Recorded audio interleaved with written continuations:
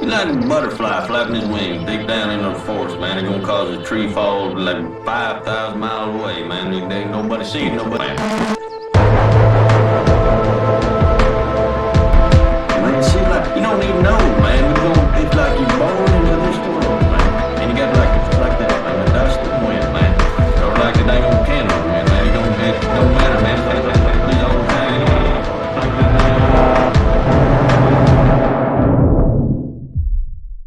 Yeah, that's how you know it's a good recording, right? When you record 10 minutes of a podcast before you even get going. But Gord, dude, it's great to have you back on, man. Mr. Burden, what a pleasure to be here. Thanks for having me, and Merry Christmas to you and your audience. Yeah, Merry Christmas to you as well. So last time I had you on and we discussed sort of when a lot of people, myself included, became aware of trucking as a safety issue, right? Because, these two Indian guys crossed a 2-lane highway and killed a family of 4.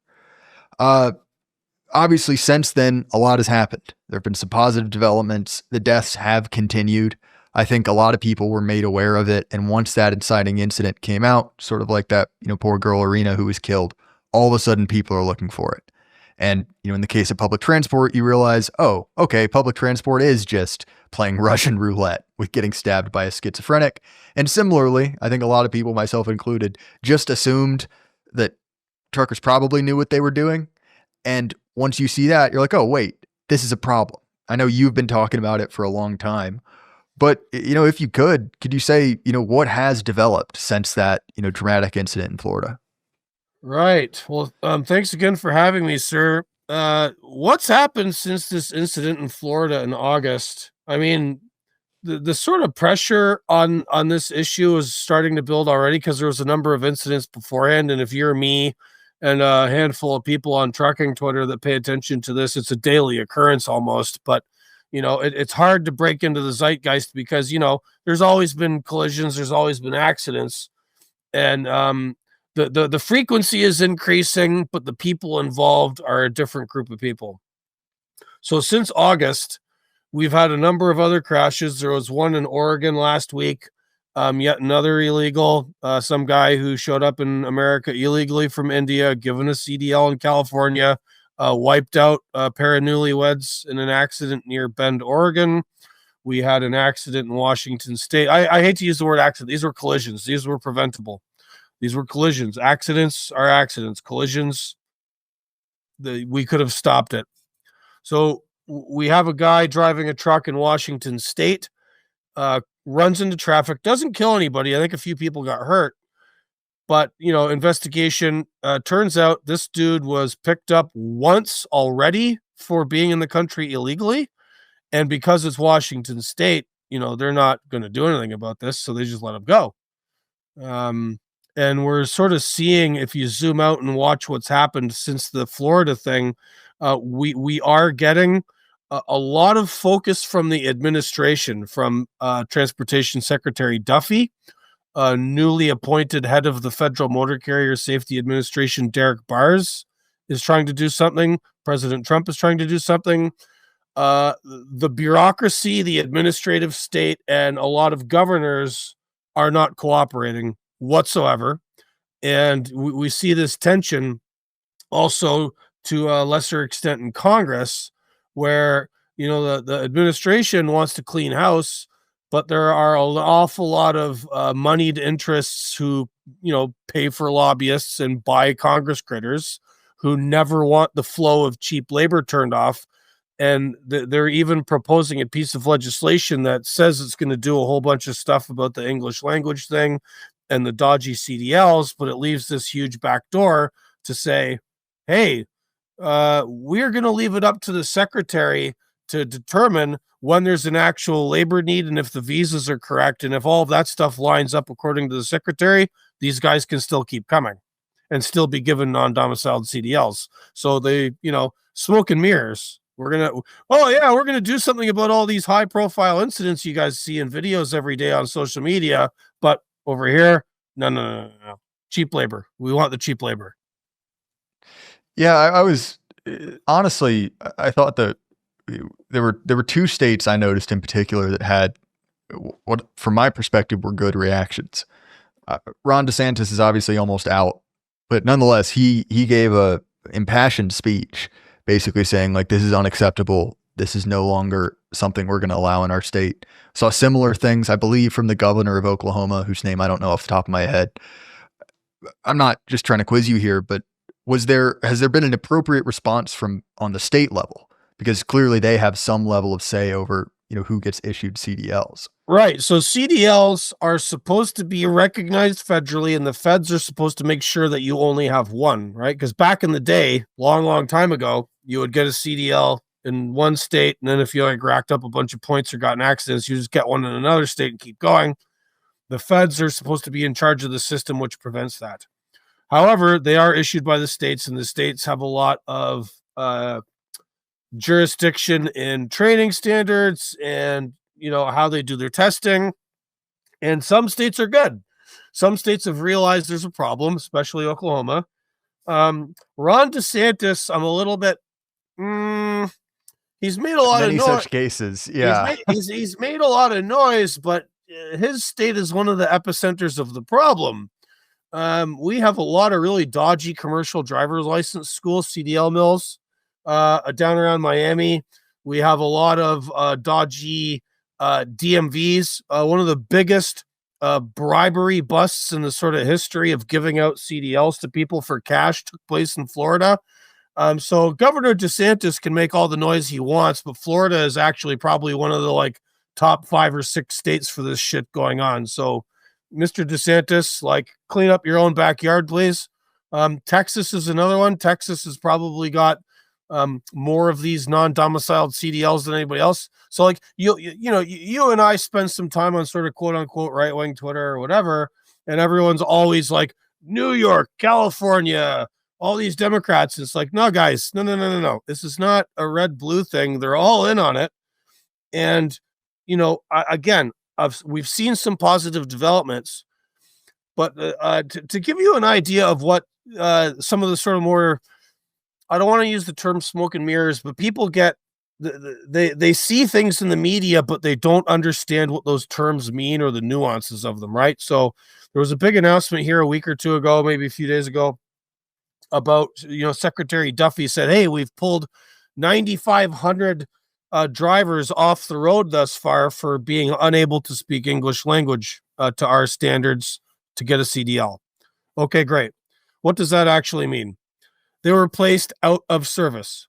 Out of service is a technical enforcement term that says the driver is no longer allowed to drive the truck until they fix the problem. The problem being they don't speak English very well. The issue is the enforcement of that. They say, hey, you're out of service. They write you a ticket. Pardon me. But then sometimes the driver just gets right back in the truck and keeps going. There's been documented cases where a guy has been placed out of service and then busted hours later or in the same state the next day at another inspection station. Again, they were placed out of service, but they just get back in the truck, right? A lot of these people don't care. And the companies they work for, these small little companies often run by migrants themselves, also don't care. They'll just tell the driver, well, just go to bed or whatever, disappear, and come back tomorrow, get in your truck in the middle of the night or when nobody's around, and then just keep going, right? Because the cops don't seize your keys. They don't seize or impound the truck. I think they're doing that in Oklahoma. But as far as I know, none of the other states are doing the hard yards to get these guys actually off the road. An out of service order or a violation is basically a fine. The government tells you you're not supposed to drive, but then that's it. Where's the rest of the enforcement? Some states are not enforcing this at all. California, very famously, has only issued one English language proficiency violation since President Trump and Secretary Duffy reinforced this old regulation that the Obama administration had waived. California is not playing ball, right? And then, again, hats off to Oklahoma and a few other states have been cooperating with ICE. And, the ICE has shown up at inspection stations. Turns out the people in the truck are here illegally. ICE takes them away. Great. That's not happening in a whole bunch of states. And as we just saw in Washington with this crazy crash the other day, Washington just lets these people go. I'm assuming the same thing happens in other places. And then the issue of these licenses, right? Like Secretary Duffy has made a number of public announcements saying, like, if states don't play ball, we're going to pull funding from them. The problem is that Gavin Newsom in California is a great example of this, right? Like Duffy said something like, we're going to pull 40 million in federal funding from California. California's got the 5th largest economy on planet Earth, right? $40 million is a rounding error in California's budget, right? So it's a great threat from Duffy, but Newsom's just like, whatever, I don't care. We're just going to do things the way we want to do them to like rub shit in the nose of the Republicans and Donald Trump, and we're just not cooperating. And they're not. Well, and especially it's like, and look, I get it. Like Duffy's only got certain cards to play, and like I get it. That's probably the top thing he can pull. But to your point, like $40 million is a lot to you or me. It is not to the state of California. Also, this is assuming the state of California cares about a balanced budget at all, which given the absolute debacle of that, light rail train they're supposed to be building, connecting, I think, LA and San Diego, clearly they do not. It's not a threat to them. If they cared about this, we would not be in the situation we are. And I think that enforcement element is, a consistent complaint that many people have had towards this administration, which is like, look, like you're saying great stuff, but if you're not willing to enforce it, if you're not willing to actually make it happen, then you might as well not be saying anything at all. And like, as you said, obviously states like Oklahoma, they're doing the Lord's work. People are as much as they can solving this issue in some instances. But if it's just a ticket, tickets can be paid. Or not paid. Yeah. People just keep going. So Oklahoma, great. I'm glad you keep bringing up Oklahoma. Awesome work, guys.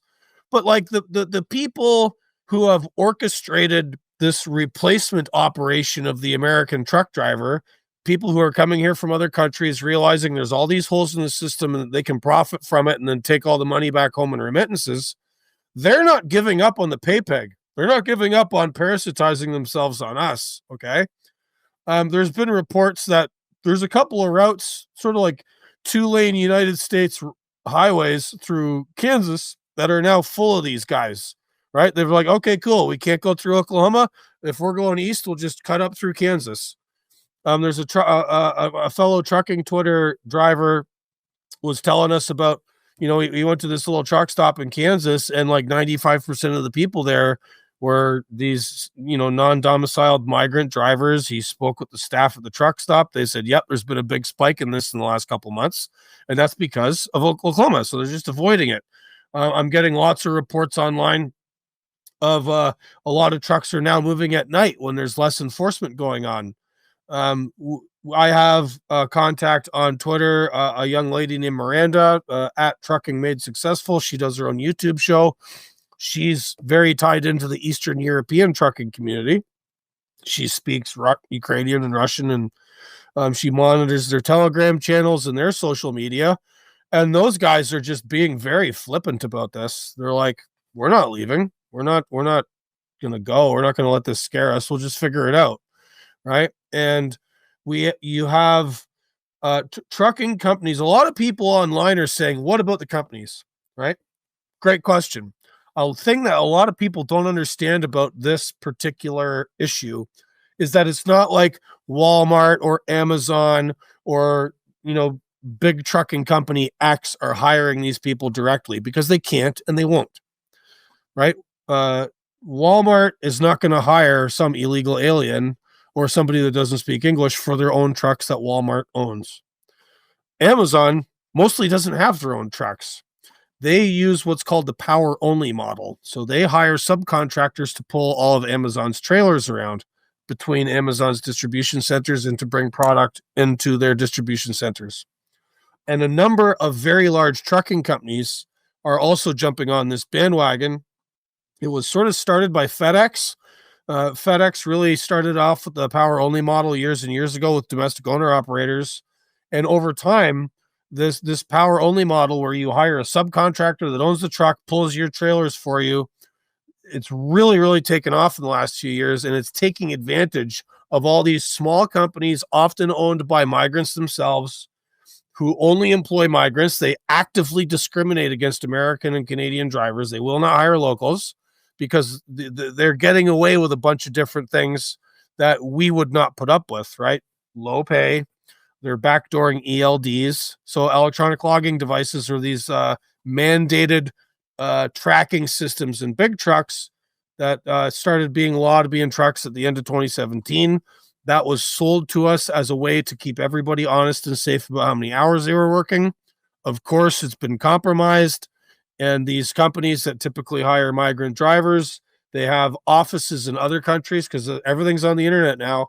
And they backdoor into the ELD, rewrite everybody's hours, make it seem like, oh, you had a co-driver, but you dropped him off in this other town. And here's his CDL. And you can just say that he was driving the whole time and you can keep going. And they do this and they slave drive these guys, right? So there's a certain component of this story where these small migrant-owned trucking companies, they abuse their co-ethnic homeboys. And they just tell them, look, man, you can come to America and make tons of money. Yeah, you're going to work 16, 18, 20 hours a day, but it's more money than you're ever going to make at home. Do what we tell you. And if you don't like it too bad, we'll hire somebody else. Right. And there's just these guys being cycled in and out of trucks. And it's a whole system that has arisen over the last few years by just opportunists who realize all the holes, realize it's hard to get caught. And the very large shippers in America are happy to use them. But then sometimes the large shippers will say, well, we don't know about this because we use a freight broker. Well, the freight brokers know about it. So the freight broker's like, hey, cool, man, I'm going to use this guy that's from Russia or Kyrgyzstan or Ethiopia, and he's going to abuse his homeboys and give me a good rate. I turn around and sell it back to Amazon or whatever company. I keep a percentage. Those guys get their stuff moved. Everybody's happy, except motorists on the road who get unalived by these folks who have no idea what they're doing. They don't understand anything about North American driving culture. They don't know how to drive in the winter. They don't know how to read the signs for information. There's just a lot of basic incompetence that's just spread throughout the industry. And I know I'm rambling on here. Come at me with a more specific question, but like, it's just so huge. There's just so much going on here. Yeah. And I think that's, I'm glad you brought up earlier that this is not really a red or blue issue. And we've seen this over and over again that, sure, there are the hardcore right wingers, as much as that exists in, the Republican Party that are firmly anti-immigration. But I mean, what's his name? Wheels down in Texas, Greg Abbott, right? Despite the fact this ruby red state, the most conservative area in America, he shows up at Diwali, right? He's, building or allowing to be built these, massive, effectively like, ghettos, right? Whether they're Indian or Pakistani diaspora, either way, as long as the money's flowing, he doesn't care.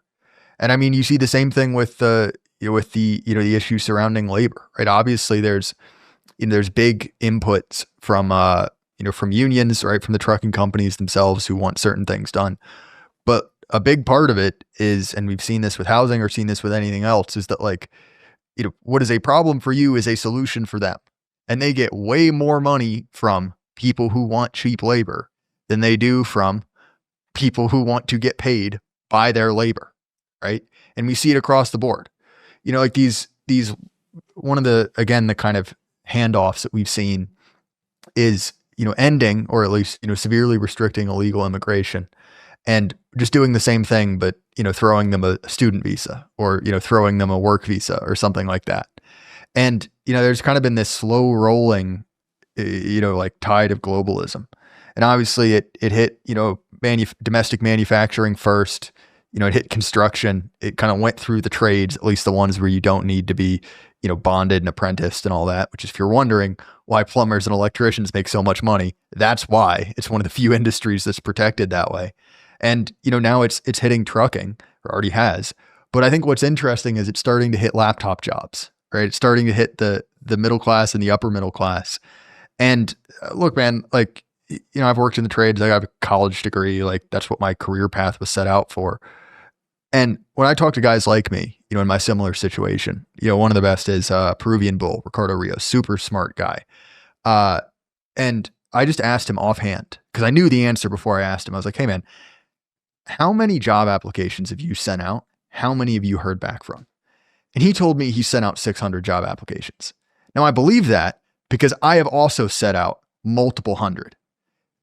Like, did the things you're supposed to do, right, to escape that sort of problem, right? Make yourself specialized, get all the training.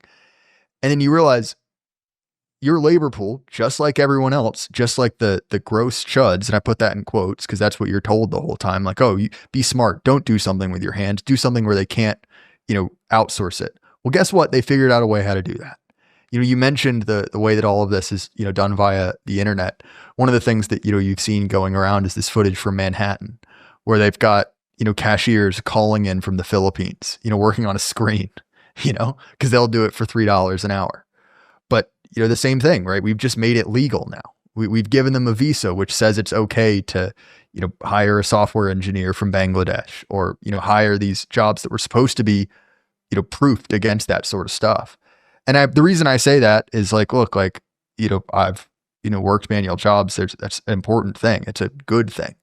But the idea that you can just educate yourself out of this, you can, get one of these laptop jobs, like, no, it's coming for you too. It's coming for everyone. Yeah, well, something that was very very hot across the internet here in the last couple of days is this article from Compact Magazine. Trying to remember the guy's name, Josh Savage or something, and discusses the systematic discrimination against white males, Gen Z, Gen X, millennials, for all kinds of jobs, mostly sort of, maybe not working class jobs, but next tiers up. There's been a lot of sturm and drang about this article. It's gone haywire, gazillions of views. Everybody's talking about it. And it's just of a piece of the sort of wider replacement of labor here. And it's like nobody is safe from labor arbitrage, right? And well, I mean, look, man, I'm sure you remember, the big edgy thing that, journalists were saying to miners and truck drivers 10 or 15 years ago. Learn the code. Yeah. Well, guess what? That doesn't work anymore. I know a lot of guys who are in that field, and it's like, unless you've got 10, 15 years experience, and then even then you're not safe, like, you're just cooked. Sorry, I just wanted to interject that because, like, that's a line that we've had forced down our throats for as long as I've been alive.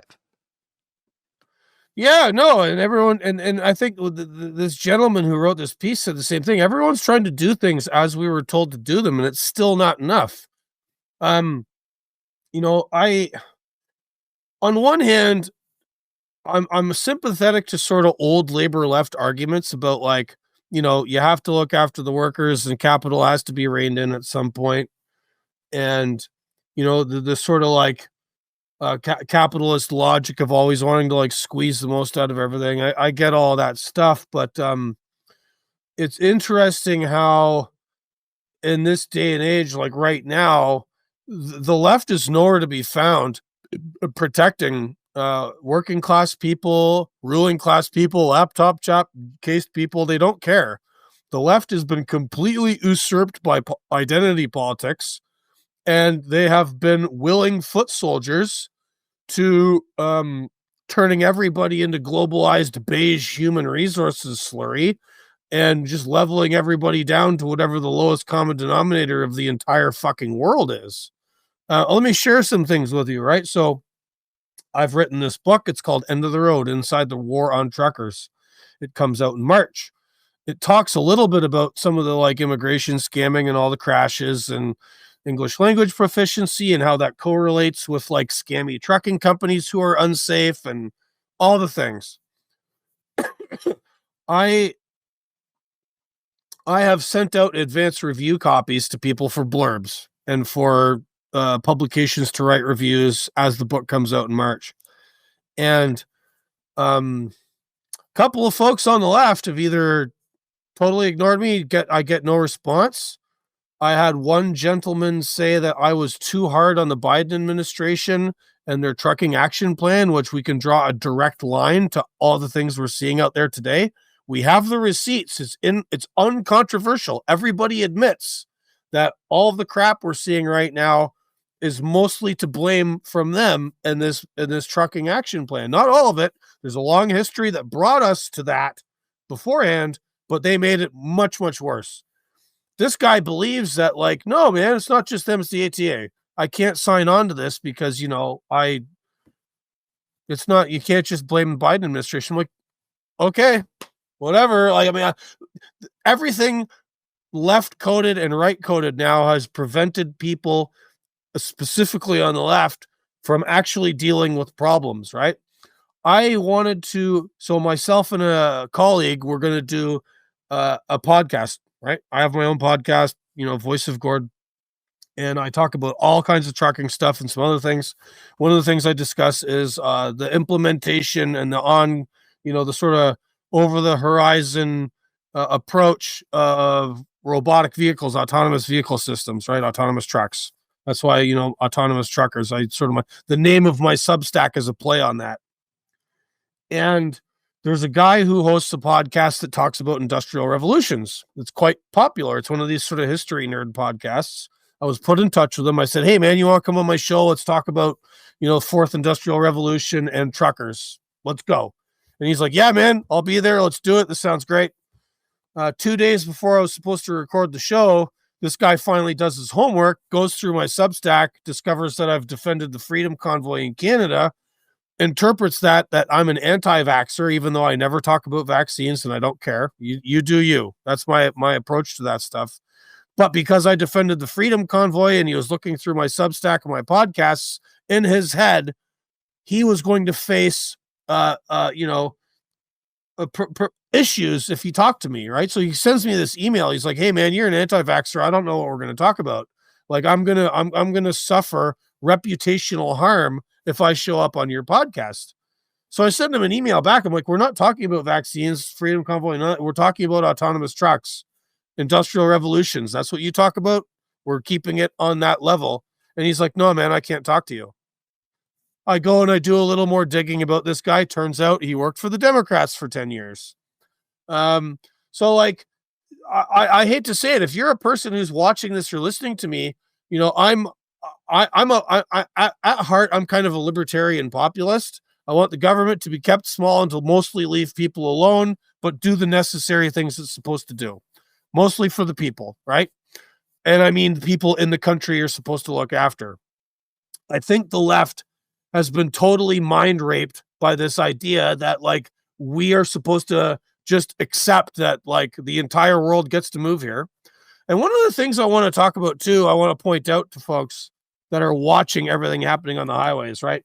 We see all these accidents. We see the trucking industry being completely parasitized by these foreign actors.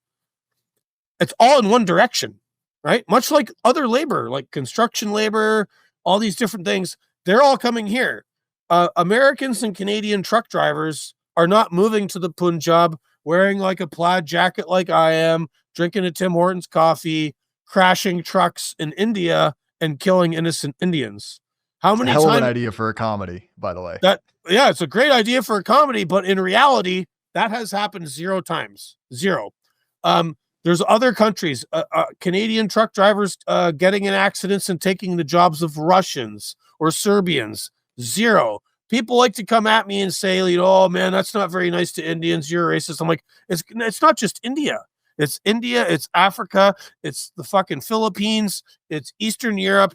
All kinds of people are coming here, and it's all in one direction. Nobody can find me. Not one. I've been asking for months and years now. Find me an example of someone from here going to other countries and doing this same thing. 0. But we are supposed to accept, on pain of being called racist and cast out of consideration for inclusion in the sort of democratic contestation about our own countries, if we do not accept this paradigm where we have to just let all these people come in here, take our jobs, do them poorly, take all the money out in remittances and send them back home. So like today's immigration is not your granddaddy's immigration, right?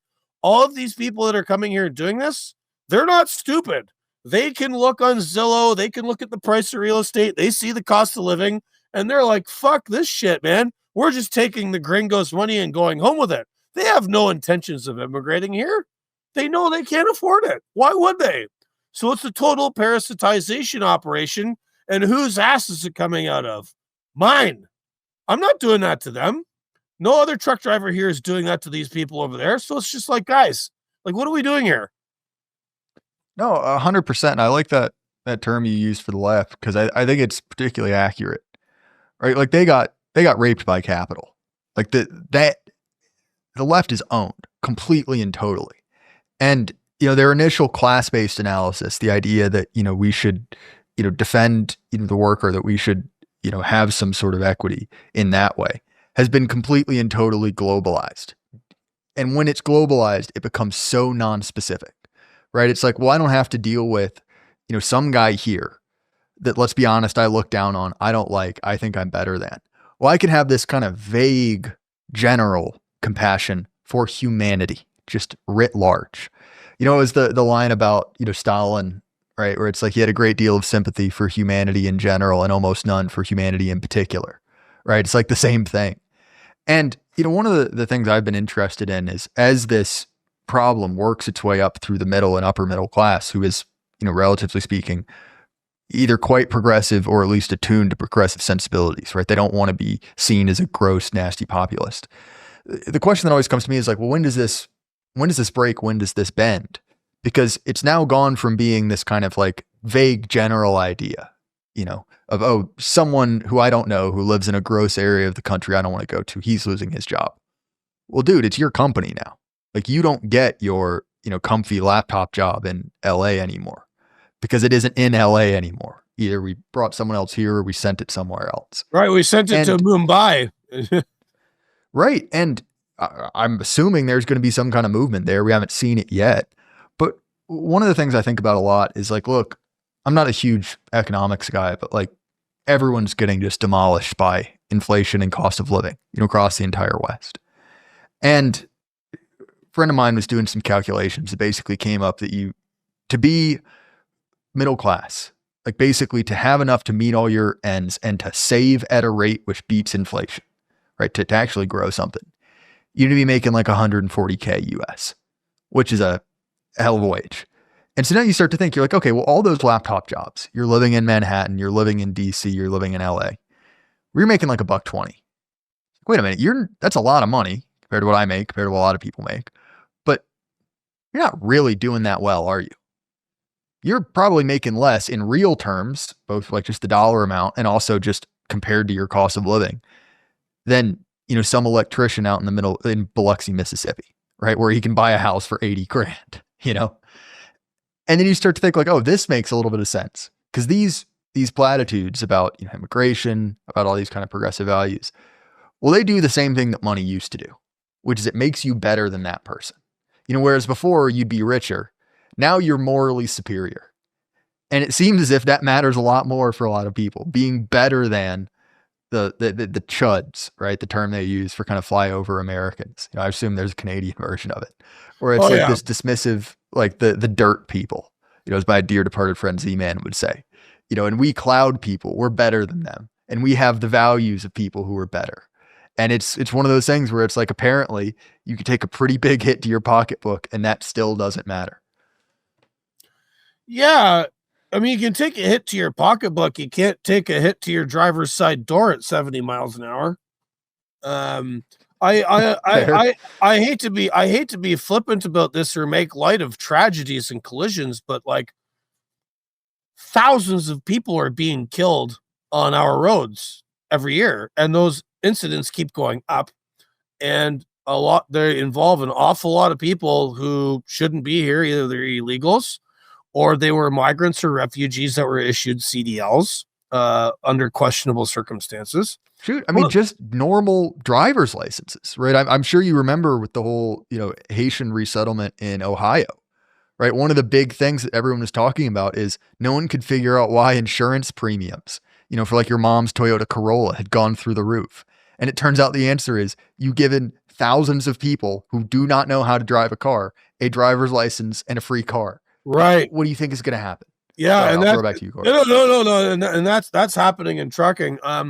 I don't want to give too much from my book away, but I talked to a couple of people in the insurance and sort of lawyering industries about this, and everybody's insurance is going up, and it's not just cars, right? Like that's a great anecdote about like, Springfield, Charlevoix, all these places, Charleroi, in Pennsylvania, all these towns that have been like gone through these crazy, replacement things where NGOs and nonprofits working with the government just airdrop in all these refugees and people from other countries, refugees in air quotes, because they're not, most of them are just economic migrants.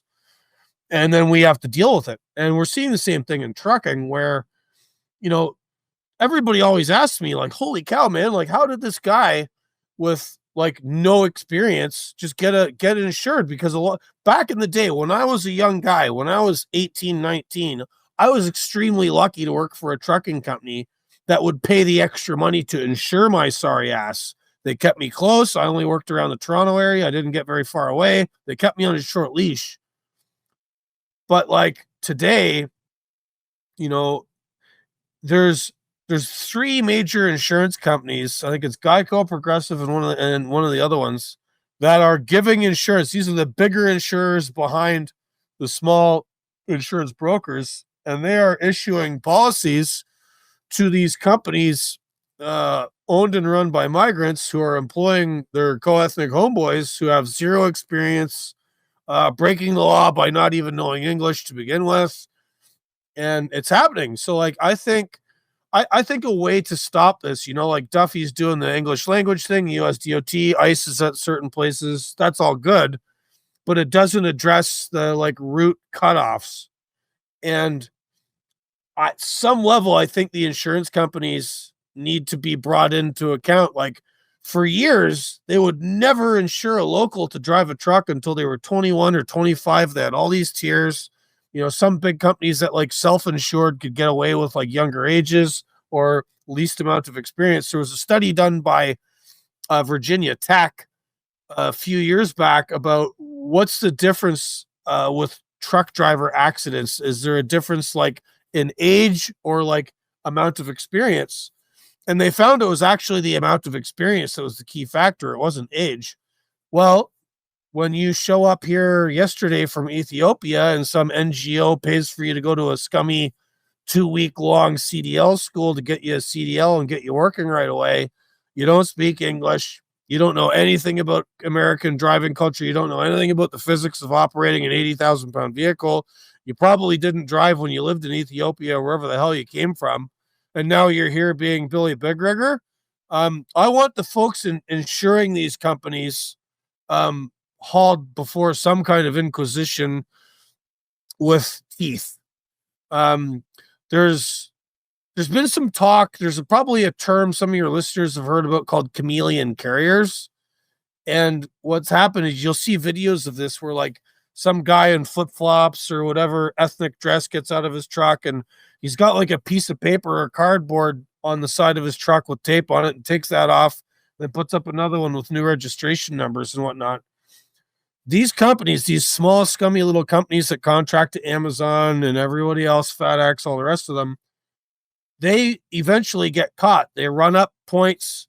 Their drivers get in trouble for breaking the rules. Their trucks are pieces of shit.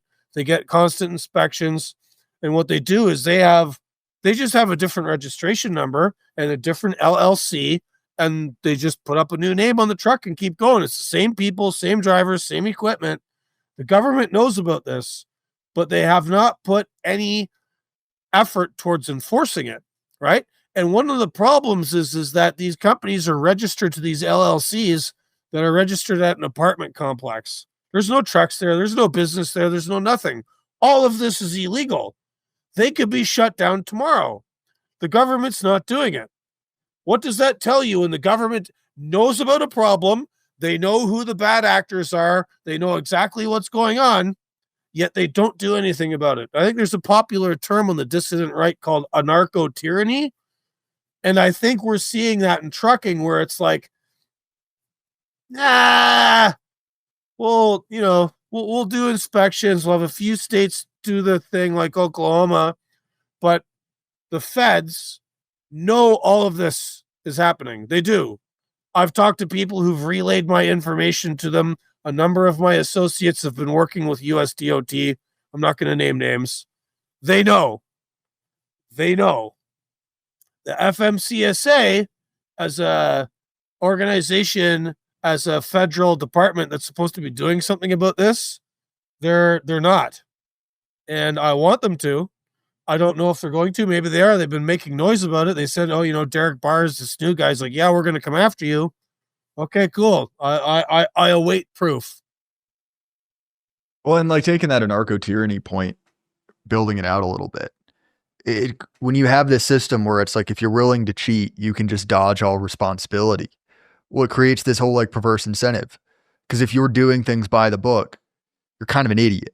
Like not literally, but like you are losing out, right? You could be saving more money and bearing no cost for breaking the rules.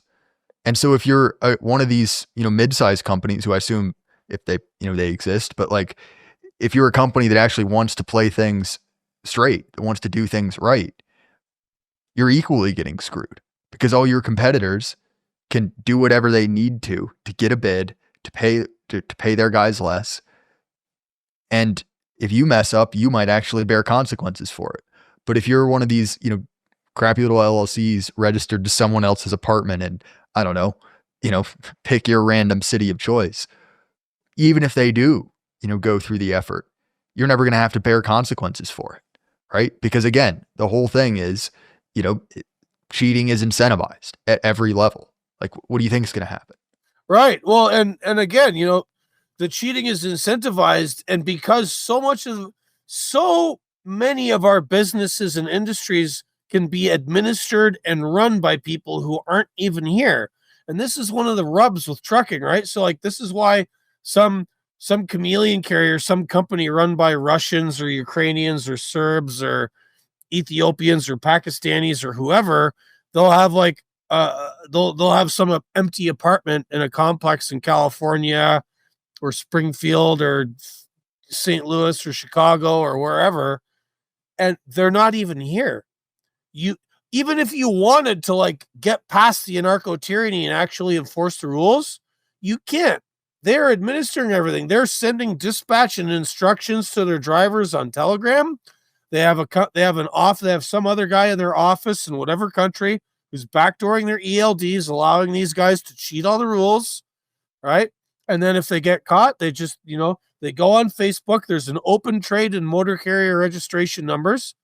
And they just buy them online. Oh, we'll just switch it over to this new LLC. And then they just switch the numbers and they keep going. And they know they can get away with it. And they can get away with it because they're not even here. They're not even in the United States, right? These people that are orchestrating the parasitization of a very key component to the United States economy, which is our supply chains. Everything moves on a truck, okay? And these guys are running it from overseas with in-source labor, working for less money, breaking all the rules, and they're getting away with it. And another thing with these ELDs, there's been reports now of these carriers working through brokers are moving loads for the United States military, right?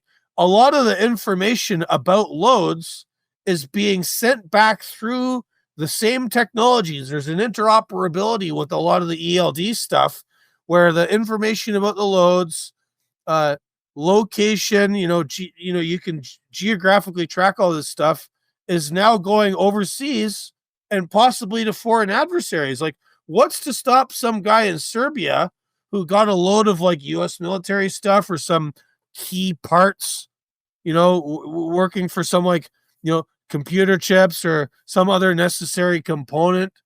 And that's, that's very high profile, takes the information about all that and sells it to somebody in China. I mean, it's in Serbia. Are we going to stop this? The holes in America's sort of cybersecurity are so big that we're just driving truckloads of information through them. I mean, literally and figuratively. So how does that, and forgive me, I don't know enough about this, but you said that they're basically an open trade in these registration numbers. How does that work? Because, you'd assume that there must be some sort of corruption within the system to allow that from like the government side. The corruption within the system is the lack of enforcement. So a motor carrier number is essentially a commodity. Let's say anybody with a commercial vehicle registered federally, that's the minimum weight requirement to be considered a commercial vehicle for federal registration purposes, requires a motor carrier number. You apply for it, you get it, and then that motor carrier number develops a history. And if you have a motor carrier number that's got like a long history, it's been around a long time, you did all the things right, you can sell it. You can sell it to somebody. Now, the rules are supposed to be that like you're supposed to sell the whole business and there's a bunch of other stuff. But again, there's no enforcement. So someone, you can go on Facebook and let's say you're like some boomer guy that had a landscaping business and you had a couple of dump trucks with some float trailers to move around your bobcats and your little mini excavator when you had a motor carrier number. And you go on Facebook, you're like, oh, I'm done now. I'm sold all my equipment. I'm retiring. Well, I got this MC number. Oh shit, I can sell this to some guy from fucking Ukraine who's going to give me 30 grand for it. Cool. There you go. And there's a trade in them. And then that guy runs up a bunch of inspections, crashes his trucks, fails, does a lot of bad things. Like Amazon Relay. So there's this, so how Amazon moves all their loads around is through this sort of internal kind of like Uber system, for lack of a better word. It's like a cross between a load board and an app where they like hook up, drivers can bid on loads and lanes and stuff specifically within Amazon's own network. And you can lose points on Amazon as well, right? Like if you are late, if you like piss somebody off at Amazon has all their own rules. If you get a new MC number, you can just go back to Amazon and keep working if Amazon even kicks you out, right? Like there's no clamping down on this system where you just exchange registrations. There's black markets and all this stuff, and the government is not doing enough to clamp down on it whatsoever. Yeah, it's one of those things where, again, to your point, it's like clearly if there are this many issues and this many places where indexes with pre-existing laws, they're just not being enforced. You see this, this is a bit of a tangent, but you'll see where I'm getting. You see this with gun laws in the States, right? Where like if someone, like a normal guy, basically makes a mistake, combines two things that are individually legal, but when put together are not, he gets a 25-year felony, right? Ruin his life, $250,000 fine. Whereas there are others, like the Glock switch, right, which has become infamous recently, which is a machine gun conversion device, highly illegal. We can find those anywhere, in any major city, not even any major city, just anywhere. But even though it's illegal, even though there is, on the books, pre-existing laws, it just simply do not get enforced for any number of reasons. And so at a certain point, you're like, okay, like we have all these problems. You say, oh, this new law, this new regulation, this new piece of tech that rides around with you everywhere you go, that's going to be the thing that fixes it. And, much like the surveillance stuff we see here in the UK, where it's always, this will be the thing that fixes terrorism, this will be the thing that fixes crime. It's like, well, you don't enforce what you've already got. Like you already have all of these powers, all of these things you can do. And you never use them for what you're supposed to. You always use them to ruin someone's life who's not doing anything wrong. And so why do I believe you? Right? Why do I believe you that you just need a little more power? You need a little bit more, and then it'll solve the problem. And like, not to come across as like too much of a, like 2016 libertarian, because that's really not, where I come from. But at a certain point, it's like, look, man, like, why do I believe you? Because you already have all of these opportunities to fix this problem, and you simply won't. There's just not the will to do it. So like, what's the point of even having these laws to begin with? Right? If they're only selectively enforced. Right. And this creates a sort of feedback loop, right? When you have no faith or reason to believe that the authorities are doing what they're supposed to do, it creates a cascading sort of acidic disillusion of people's trust in the system, which eventually collapses the system. And like I say, I have high hopes for Secretary Duffy and the Trump administration, but like some of the stuff that's like involved here is so much deeper even than them, right? Like Amazon is one of the biggest companies in the world, Federal Express, all these other major shippers that have like freight buys in the billions of dollars a year, and they absolutely do not care. They just don't. To them, and it's an accident happens somewhere. Oh, well, it's a tragedy. They do the Stalin thing, right? And they don't want to spend money on Americans, Canadians, people that live in North America. They don't want to pay us an appropriate wage. They absolutely don't give a shit. And if they can save money, they will. That's why they have this bill before Congress now, House Resolution 5688, which says, oh, we're going to tighten up the English language proficiency stuff. We're going to tighten up on these visas. They're basically trying to, again, hand wave away. Hey, look over here. We're going to deal with all this stuff for which there are already laws on the books that you could be enforcing them, and they're not. We say we're going to do this, but over here, if the secretary deems it necessary and the visas are all lined up, they will still continue to issue non-domiciled CDLs. And these fucking cocksuckers that put this bill forward, there's a big hot raging debate in trucking Twitter right now about this bill, and there's some sort of institutional people supporting it, and it's like, all you need to do is amend it. Pull out that part that says the secretary shall continue to issue non-domiciled CDLs if the visas are good, because that's the back door. Just get rid of that. But they won't get rid of it because they want to continue this thing where they get their cheap freight and they have a caste of indentured servants working from overseas, moving everything as cheap as friggin' possible. They don't want to pay regular, normal, working class wages. They don't want to pay for safety. They don't want to pay for safe trucks. They just don't. They're not interested. And by their fruits ye shall know them. And again, as I started off with the show here, Duffy and the administration see the problem. They want to fix it. There's a lot of people in Congress and a lot of people at the state level that don't. They're status quo.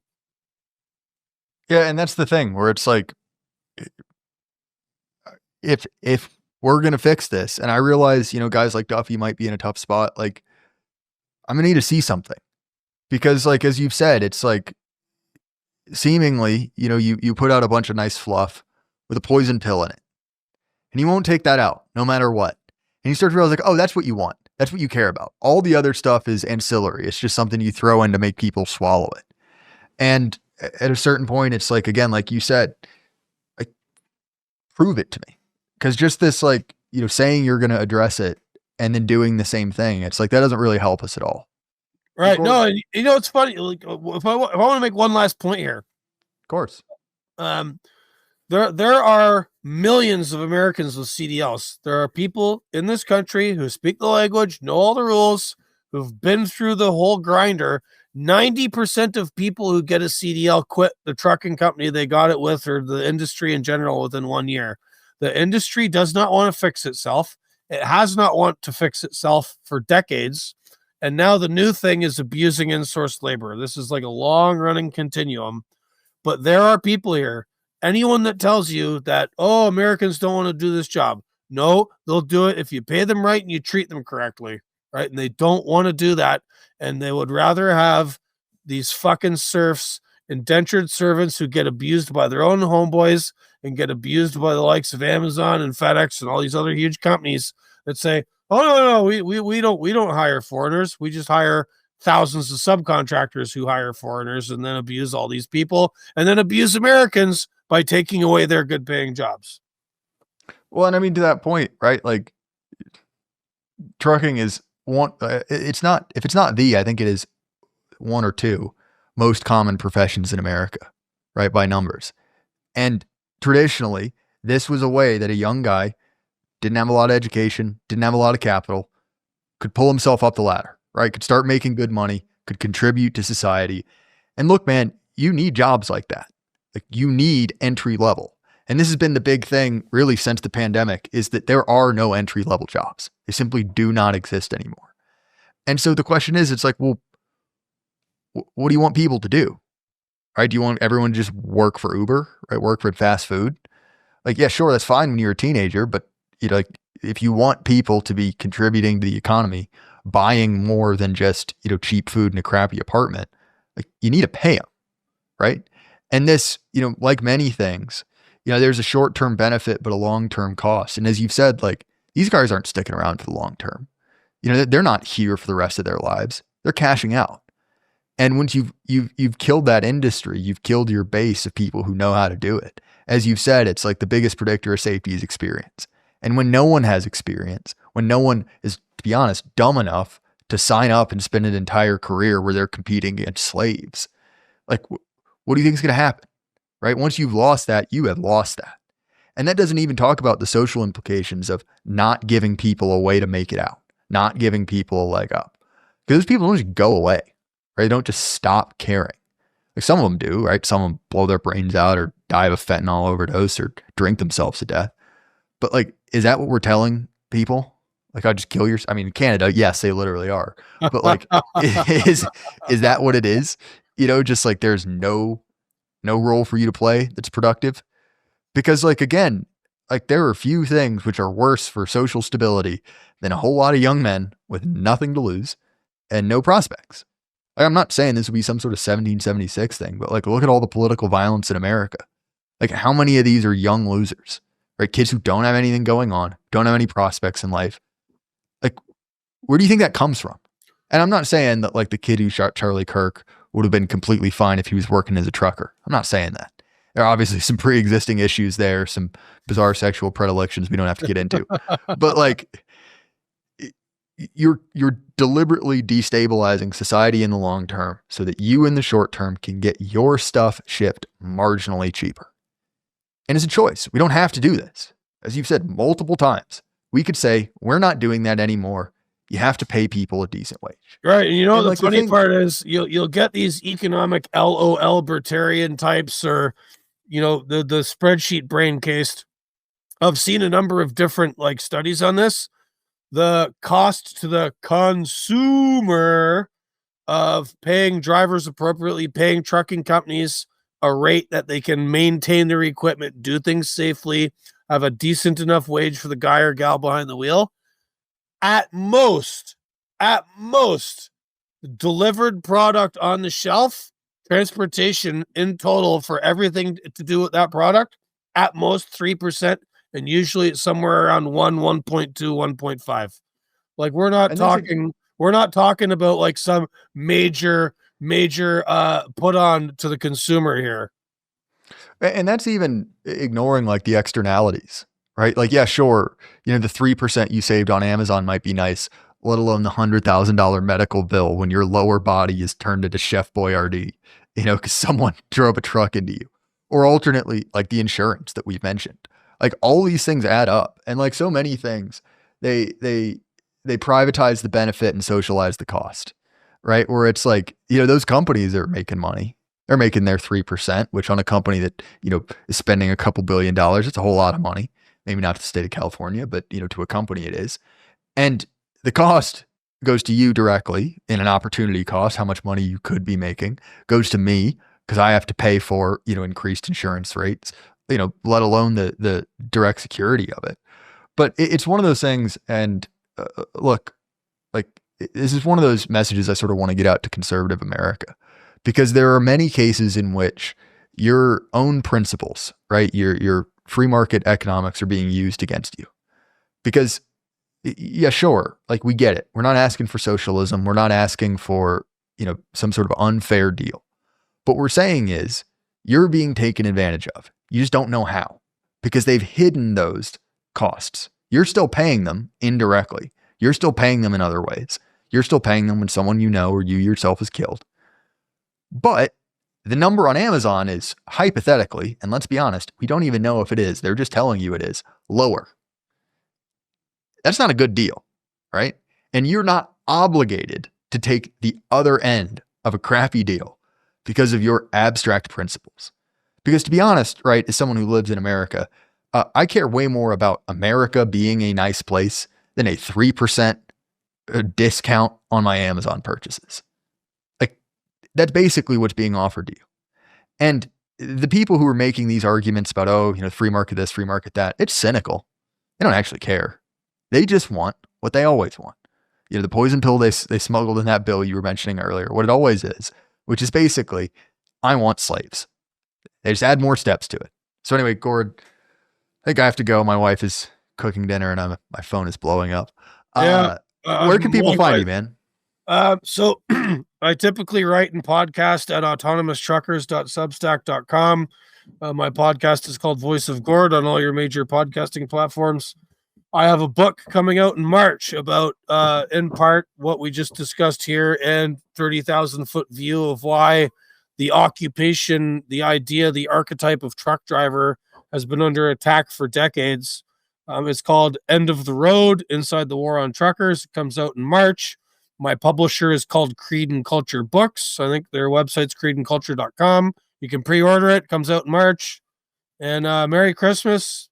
Thank you for paying attention. I'm also on Twitter at Gord Magill. There's a whole bunch of awesome people on Twitter talking about problems with trucking. I am only just merely one of them. And be careful on the roads. I want you and your family to be safe as possible. And I hate saying this.